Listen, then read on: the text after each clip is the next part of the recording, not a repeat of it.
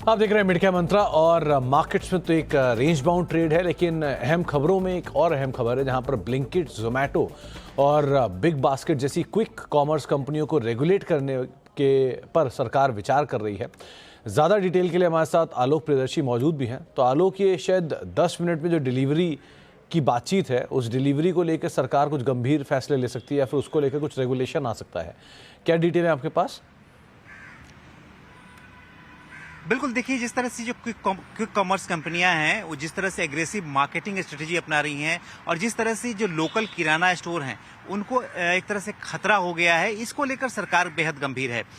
दरअसल जो consumer affairs ministry ने मिनिस्ट्री ऑफ कॉर्पोरेट अफेयर्स के साथ एक बातचीत की है, एक प्रपोजल भेजा है जिसमें कहा है कि जो लोकल किराना स्टोर्स हैं वो इस तरह से जो क्विक कॉमर्स कंपनियां हैं उनके मुकाबले एक तरह से उनके लेवल प्लेइंग फील्ड नहीं है, लिहाजा इस पर सरकार को विचार करना चाहिए। और जो क्विक कॉमर्स कंपनियां जिस तरह से अनफेयर प्रैक्टिसेस अपना रही हैं, जैसे डीप डिस्काउंट या जिस तरह की जो चीजें प्रेडेटरी प्राइसिंग करती हैं, उस पर रोक लगाने की जरूरत है।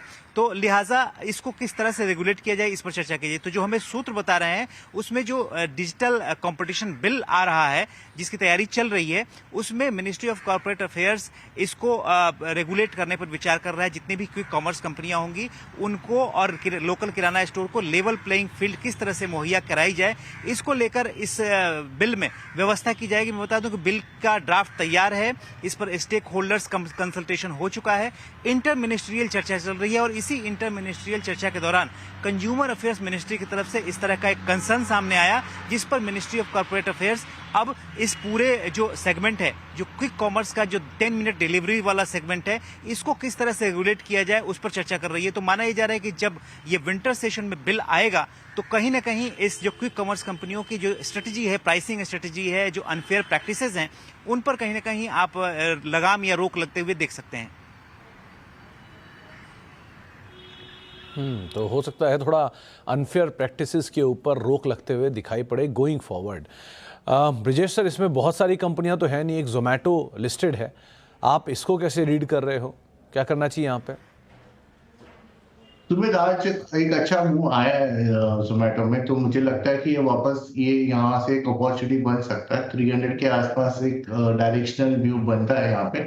काफी छोटा स्टॉप लॉस होता है 230 के रिस्क के साथ। हम इसमें अगर किसी को तेजी करना है तो हम इसमें एक अपॉर्चुनिटी देख सकते हैं।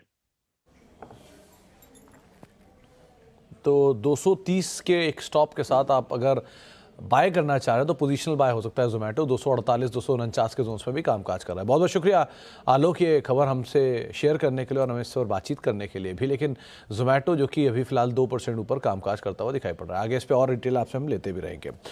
एक ब्रेक का वक्त हो गया, एक और ब्रेक का रादर वक्त हो गया। ब्रेक के बाद लौटेंगे और खिलाड़ी का अपडेट भी जानेंगे, कुछ और स्टॉक्स भी होगी उन पर भी चर्चा करेंगे। छोटे से ब्रेक के उस तरफ।